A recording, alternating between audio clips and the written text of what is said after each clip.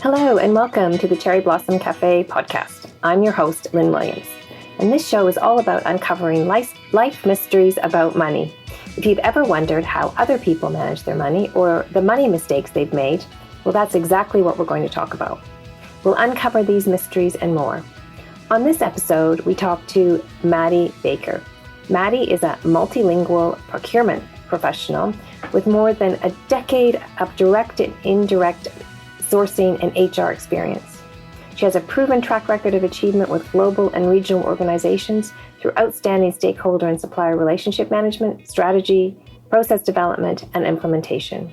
She is also very generous with her time by serving on different boards and sharing her wisdom with women entrepreneurs, as well as volunteering with charities close to her heart.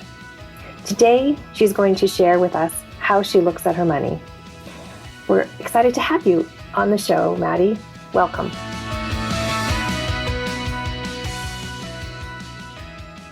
So thanks, Maddy, for being here. It's great having you here. Thank you for taking the time. Thanks for having me. So how we like to get started is to ask you, what was your first job? Well, I grew up in the UK, in the southeast of England, and I lived in one of those little villages that had a shop at the top of the road. Awesome. So I have a brother that's about 18 months older than me, and my parents just treated us the same, and we got a monthly allowance, and anything else was really up to us. So, of course, I did things like babysitting, but I think my main first job was working at the shop at the top of the road. And my brother already worked there, and I'm not quite sure whether I was on the books or not, but I used to get paid £2, which is probably about $3 an hour, to stack shelves, and it was pretty boring and mundane, but strangely satisfying at the same time to work. And I loved getting money and having my own money. And there was something very nice about getting that little envelope once a month or at the end of the week that had, even if it was only, $15, it was still money that I could then go and buy myself a CD or a new top or something. And so ever since then, I've always worked. And even when I was at university, I ran a bar at the university and have always done other things. So I've had great. money to supplement my studies and reduce my student loans and that kind of thing. Well, and both those jobs are public facing, so you have to deal with the public. Mm-hmm. And those are fantastic skills to learn at a very young age. Yeah, which definitely. is awesome. And, because it was a small family-owned business, actually, even when I was 14 or 15 and my brother being there as well, there was a couple of times that on a Sunday night it was me and him running the show and we were the ones responsible for working at the cash register. So I think from a financial perspective it was also a really good introduction to counting money and how much things cost, and understanding that a pint of milk cost a certain amount, or 6 eggs or whatever, and seeing I guess everyday people coming to the store and talking about what they were buying and why they were buying it. And at some points, people struggling with money more than others, or saying that it was their last pennies buying, a bottle of wine or whatever it might have been. Yeah, that's fantastic. Great insights into life and getting life started. in rural England. Yes. So then, did that help you, or how did you get started in your profession today? So I work in procurement, and I knew that I wanted to work in business, and I was fortunate enough that I travelled quite a lot, and between school and university I actually taught at a township school in Swaziland in Southern Africa. Wow. And so I knew I wanted to work in business, and I wanted to work internationally because I love travelling and all that kind of thing. Mm-hmm. So my theory was if I studied languages I'd be quite employable. So I studied French and Spanish, and part of that was part of my studies was studying in France, and I studied in Mexico for a year. And then it was kind of by accident that I started in my profession, because I started working for a pharmaceutical company in the UK. And it's quite common in the UK when you finish university that you look at all these leadership development programs, and most big companies have them. And quite accidentally, I got approached by a large international company who were linked to the charity that I'd worked for in Swaziland. And they came to me and they said, on the basis that you've done something like this, we think you're the kind of person that we want in our company. Fantastic. So because I'd done a degree in languages and nothing that specific, I could apply to procurement or finance. And actually it ended up just being the VP that was talking about procurement made it sound really exciting and a good mixture of skills. And that's how I ended up doing what I'm doing, and it turned out to be a good fit. But I laugh and I tell people sometimes that I did look up what procurement was on Wikipedia the night before my interview, but it worked out okay. That's awesome. Fantastic. It just goes to show that we often just don't know, and it is the opportunities that get presented. Yeah, absolutely. And that you take those opportunities in order to then take the next step. Yeah, and I mean, I definitely believe that one thing leads to another. I mean, even living in Vancouver and moving to Canada, it's a chain of events that you can't predict when you're younger. And for sure, even meeting you was through getting involved in supplier diversity from a procurement perspective and signing up to help support a women in business organisation within Vancouver, and the rest is history. Yes, yeah, which is great connection. So once you started gaining momentum in your career, how did you start to handle your money and your increasing wealth? So I would like to think that I didn't really. I lived in London in the UK for the first 5 years, and even though I was earning decent money, it really didn't go very far. And by the time I'd paid rent, and I can't say that I had an inactive social life, there wasn't really much left over, and I did eat into my savings a little bit that I built up at various points. So, and every time I had a holiday in the summer, I didn't necessarily work. I thought, this is brilliant. I have 2 months off. Let me go and travel around Southern Africa, or let me go and travel around Mexico. So it always, when I started earning money, I think it always seemed to add up at the end of the month. And I was lucky that I went into a role that gave me a salary that I didn't really have to think about what I was spending. But at the same time, reflecting on that now, it probably meant that I wasn't as good with money as I could have been, because it wasn't really conscious thinking, I'm going to spend this much money, or I probably shouldn't go out that night. Although I think because of the financial skills and the things that my parents had instilled in me, it wasn't like I was frivolous, and I didn't spend that much money on lots of different things. I always paid off my credit card at the end of every month. I never asked my parents for money. So it wasn't like I was acting irresponsibly financially, but I don't think there was any real conscious thought into it. And then as time went on, I think as I got more senior and my salary increased, I tried to make the most of things that were available to me. So I always think if I have money in my hands, I'm more likely to spend it. So actually the way that I saved and started growing my shares and my investments was just by taking advantage of the fact I worked for a global company that had share schemes that matched certain percentages of your salary and pensions. And so it wasn't necessarily conscious. It was just, okay, the maximum that they're going to match is this much, so I'll put this much in. And steadily I realized that it was building up what I saved, even though in my mind my bank account was still relatively empty. But that's two things in that I hear is, one, it was instilled in you from a very young age to live within your means. So you did everything that you did, your travels and you're taking time off and living in London within your means.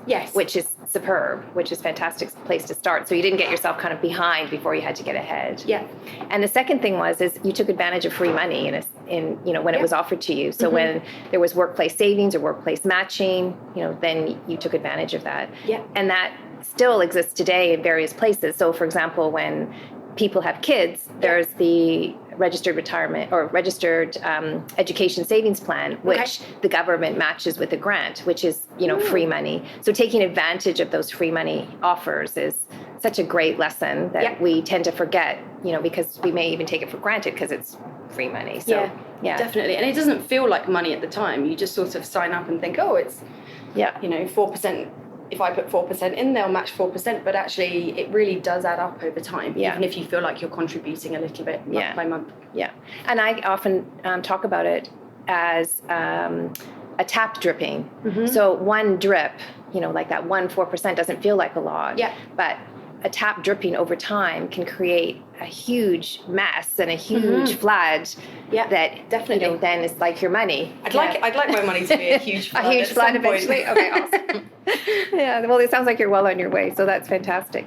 So during that, was there any big money mistakes that, you've commented on a couple of things that you thought of as things you learned, but was there anything that you then said, oh, that was a real regret or a real mistake? I don't think necessarily mistakes. I mean, I'm fortunate that I think because I had some degree of financial responsibility instilled in me, I've never not been able to pay off my credit card, and I've never run up a debt that I don't feel that I can pay. So that's a positive. But I do think sometimes when I think about, I moved to the US for a couple of years, and because I worked for a large pharma company, I got quite a big bump in salary. And I had a great time, went out for dinner a lot and traveled a lot and went to quite a few different US states. And sometimes I think, where did that money go? And it wasn't that I was saving in parallel, I just could have saved more. So sometimes I think maybe I should have been a bit more conscious of what I was spending, and therefore been probably saving more, just because by the nature of thinking about it, you're more aware of it. But at the same time, I wouldn't take back the time that I've spent on doing things that I enjoy. And I think one thing that I love about your approach is really thinking about what your fun money looks like, and what your life, and building your financial plan to adapt to what you want for your life. For sure. Yeah. And things that you and I have talked about as we're building out my finances, or even just making sure that I've got a pot of money that enables me to fly back to the UK twice a year, which isn't something that I actively think about, but it adds up. That's probably $2,500 if I want to go home a couple of times a year. So that's important. And I think things have become more complicated for me personally, because I've lived and worked in the UK, US and Canada. So I'm now in a position where I have 3 bank accounts, 3 pensions, 3 share accounts. And it was only relatively recently when I moved to Canada and met you, and I started really planning and thinking, well, what does that look like? And should I be moving things around? And how do I consolidate that?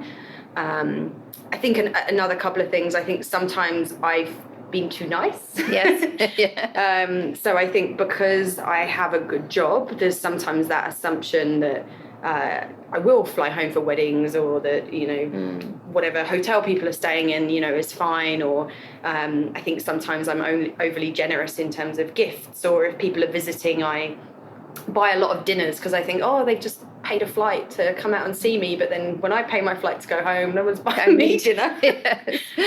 So I think I'm trying to learn to be more cautious, and I want to be a generous person, and I don't not want to be that person, but I also want to be conscious that I don't always have to do that to a fault. Yeah. And then I suppose the final thing is not necessarily a mistake, but I haven't necessarily planned for life events. So whereas a lot of my friends, got married in their 20s or early 30s, or had kids, they were kind of forced into a situation where, I don't know whether they planned for it or not, but that was a heavy financial responsibility. And I haven't done any of those things yet, so I haven't necessarily needed to plan for that or work around it, which in some respects is good, because I probably would have spent different amounts of money 10 years ago than I would spend now on a wedding. But at the same time, I haven't had to think about it, but I haven't planned for that much. Yeah. No, I understand.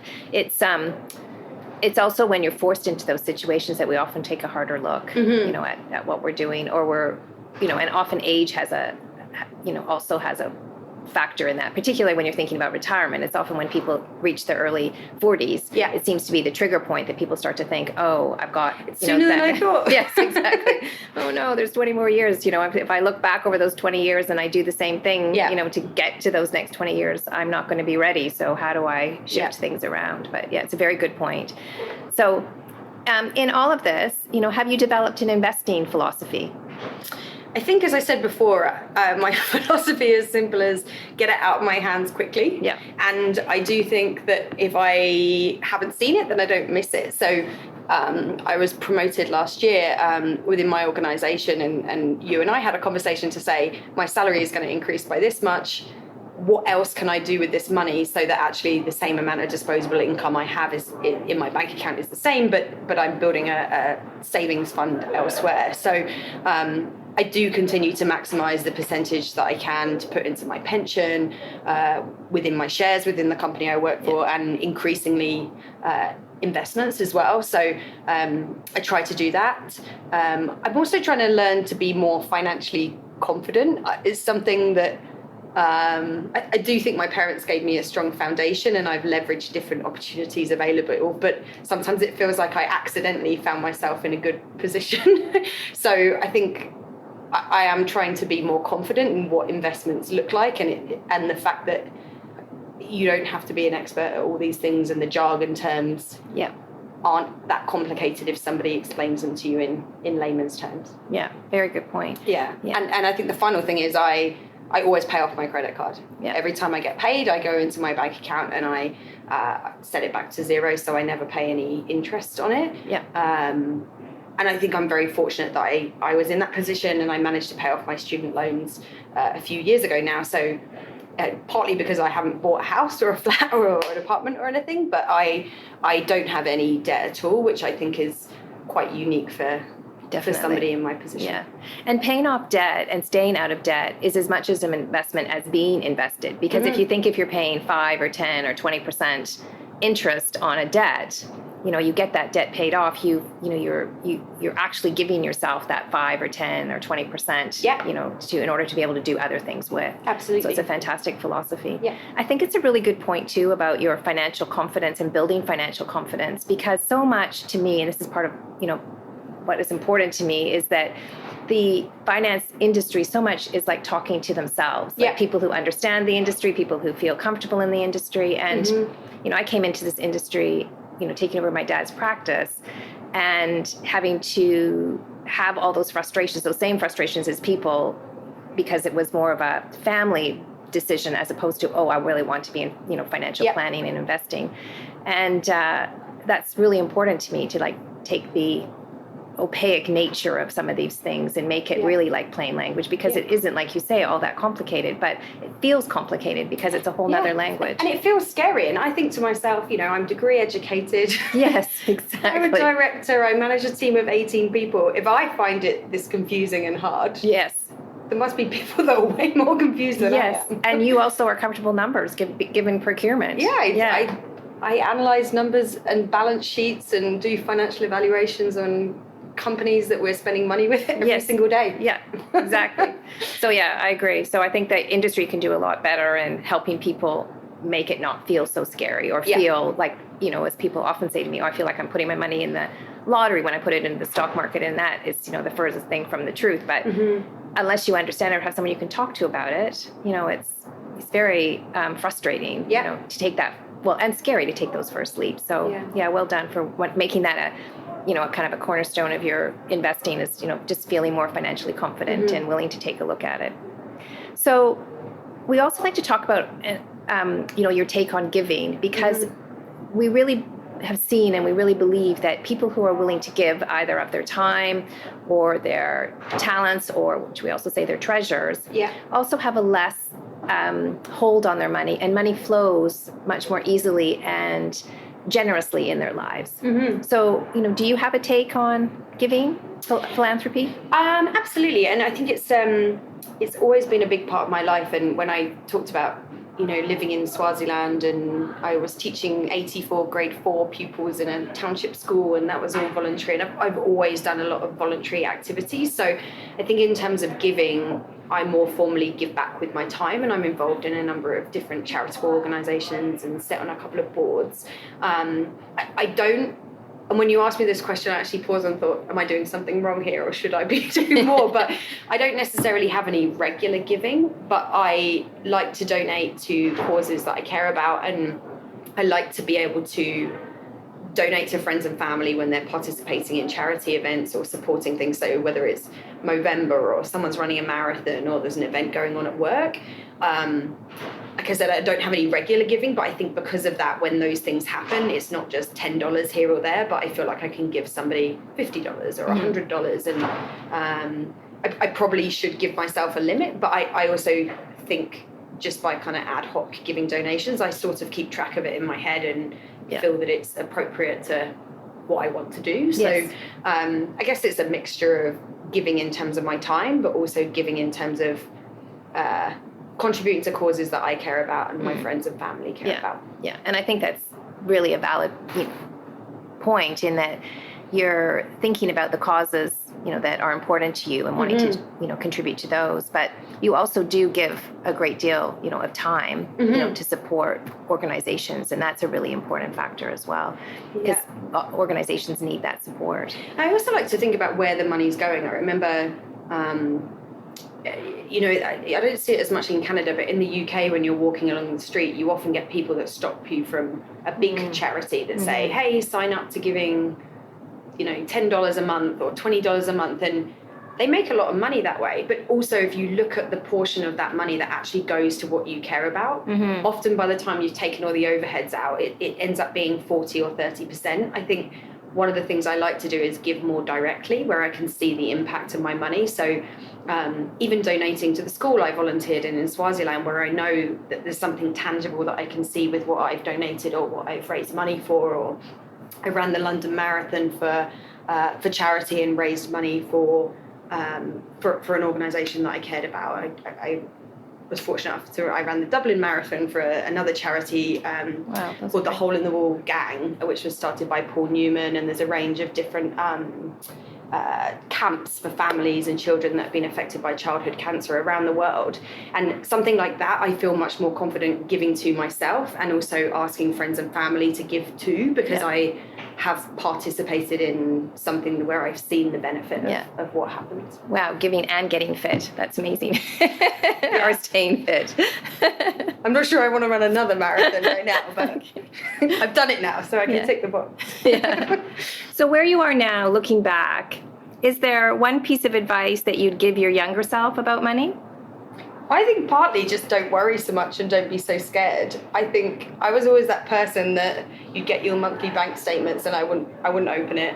And then a few times, my dad would call me and say, oh, you've got a letter at home and they're going to charge you $30 because you're overdrawn. And I wasn't actually overdrawn. I had money in a different bank account. I just wasn't very good at keeping track how much it was in my current account versus my savings account. So I probably paid the bank more money than I need to in terms of overdraft fees. And I think I was always so scared of it. And like I said earlier, I'm not sure I really proactively thought about my money decisions. Even when I was traveling, I kind of thought, oh, well, a hostel costs this much and dinner in this place costs this much. So I probably need roughly this much money, and then work to that. And I think if I'd been more proactive and more confident with it, then it probably would have saved me a lot of worry, and I might have made some better financial decisions earlier on. Just in terms of starting to build more savings versus spending as much. Well, and I just love that too, because as I've said earlier, is that you're not uncomfortable with numbers. No. And that's the thing that's so fascinating to me, is that even me as an accountant had to, have had my own journey, which is a whole other story around money. So it's not about the numbers. It's about something about the money and the emotional, reaction we have to money that stops us from helping ourselves, get ahead earlier until we maybe take longer to do, to look at things or get comfortable or say, okay, I want to change things in order to do that. And that, to in me, my is so professional life, I would say I'm a bit of a control freak, and I need to know everything, and I, have to get those actions done. And then I find when you're talking about money and it's your personal life, there's this taboo or innate fear around it. And so those, the letters do go unopened, or you don't organise it, or, how often do you actually sit down and map out, here's all the different buckets of money and investments I've got, and what does that look like as a total portfolio? Not often enough. So that's fantastic. It's, and it's fantastic that you are willing to share that too, because I'm sure people will feel they have that same experience themselves, and that they can say, hey, well, I can do this, And I think the more you learn about it, the more you realise that actually you were fine all along. So I remember the first time we sat down and I was thinking, oh my goodness, this is going to be a difficult conversation. And then actually it was completely the opposite. I walked out almost feeling like a weight had been lifted off my shoulders, because it was one of those things I wanted to sit down and talk about, but never really knew who I wanted to talk about with, because it never felt normal to just go into a bank and talk to a stranger about it. So it's interesting, that whole relationship. That's fantastic. Cool. So now, looking forward, what one piece of advice would you give your older self about money? I think it's a difficult one, but I think one of the things is to kind of don't save it for a rainy day. Yes. So as time goes by and I'm hopefully continuing to grow in my career, I find that I am saving and investing more, which is fantastic. But I also don't want it just to sit there and me to wake up in 30 years time and think, oh, well, I didn't go on that trip, or I didn't buy myself a new handbag. And it's not necessarily about being frivolous with money, but you often hear parents or relatives say, oh, well, we're gonna, you're gonna get this much inheritance. And for me, that's nice to give people inheritance, but at the same time, it's kind of not necessary. I feel like people should enjoy their money that they've worked really hard for. And I'm the first person to say to my parents, come over to Canada and visit me. Yes, you don't need to leave us anything. Enjoy your money and make the most of your retirement. And so I think if I look forward, hopefully, in the future, I will have some of those life moments around weddings and buying houses and things like that, which will, cost a bit of money. But at the same time, I want to make sure that I'm investing and I'm growing my money, but that I don't just wake up one day and I've got a big pot of money and I'm not doing anything with it. Yeah, I couldn't agree more. And that you're so right. It's about balancing today and tomorrow. Mm-hmm. It's about thinking about how do I live today well, and how do I prepare for the future. Yeah. But it's not an either or. It's Mm-hmm. finding that balance and that middle ground. And, you've done such a great job so far about taking advantage of those things and thinking about how do you take advantage of those things, that you've got such a wonderful foundation to then say, okay, well then how do I continue to build on that foundation and then also still enjoy and take advantage of, life's opportunities. Hopefully. Yeah. That's the aim. Yeah, which is fantastic. So thank you so much for taking the time, Maddy. It's been wonderful talking to you and learning more about your take on money. And thank you so much. Not at all. Thanks for having me.